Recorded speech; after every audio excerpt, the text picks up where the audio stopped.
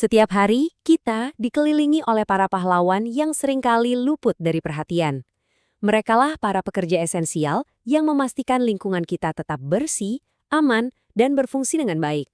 Tapi pernah nggak kita berpikir, sistem apa sih yang melindungi mereka saat mereka bekerja?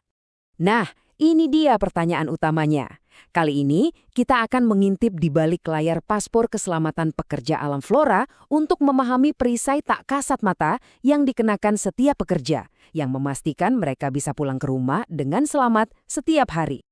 Oke, mari kita bedah satu persatu. Sebelum pekerjaan apapun dimulai, hal pertama yang harus kita pahami adalah landasan hukumnya. Jadi, keselamatan di tempat kerja itu bukan pilihan ya, tapi sebuah kewajiban yang sudah diatur dalam undang-undang negara. Nah, yang menarik dari gambar ini adalah bagaimana ia menunjukkan adanya keseimbangan tanggung jawab.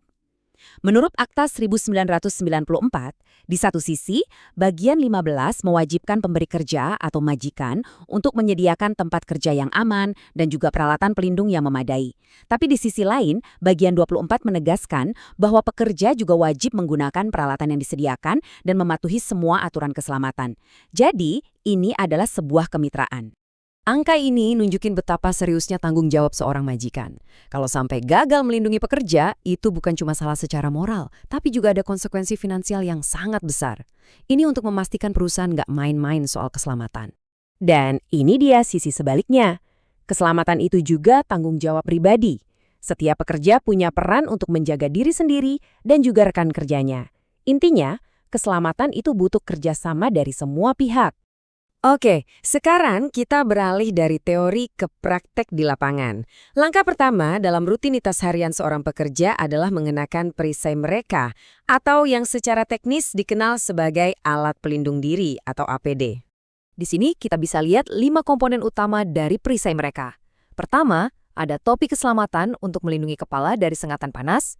Kedua, baju oranye reflektor, yang ini penting banget biar mereka gampang terlihat, terutama saat kondisi cahaya redup. Ketiga, sarung tangan, jelas untuk melindungi dari benda-benda tajam. Keempat dan kelima, celana reflektor dan sepatu keselamatan yang melindungi kaki dari paku atau pecahan kaca. Masing-masing punya fungsi spesifik. Sederhananya, itulah APD. Ini bukan sekadar seragam ya.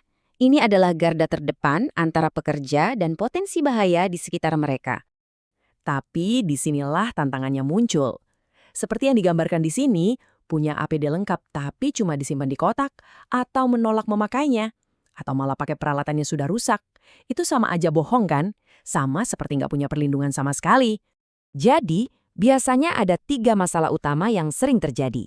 Kadang-kadang peralatannya nggak disuplai lengkap, kadang pekerjanya sendiri yang ogah-ogahan memakainya, dan yang paling bahaya, nekat terus menggunakan APD yang sudah rusak. Setiap masalah ini menciptakan celah dalam sistem keselamatan. Nah, ini lapisan keamanan lainnya yang cerdas banget. Seragam lengkap, lanyard, dan tanda pengenal itu bukan cuma soal identitas aja. Ini penting untuk melacak lokasi pekerja, terutama kalau terjadi keadaan darurat. Ini memastikan tidak ada satu orang pun yang luput dari perhatian. Oke, setelah pekerjanya lengkap dengan perisainya, tahap berikutnya adalah memastikan mesin atau kendaraan mereka juga aman. Jadi, sebelum kendaraan bergerak, ada daftar periksa yang wajib dilengkapi. Setiap hari, sebelum mulai bertugas, 4 item keselamatan krusial ini wajib dicek di setiap kendaraan. Ini sudah seperti ritual harian yang nggak boleh dilewatkan untuk memastikan kendaraannya sendiri layak dan aman untuk dioperasikan.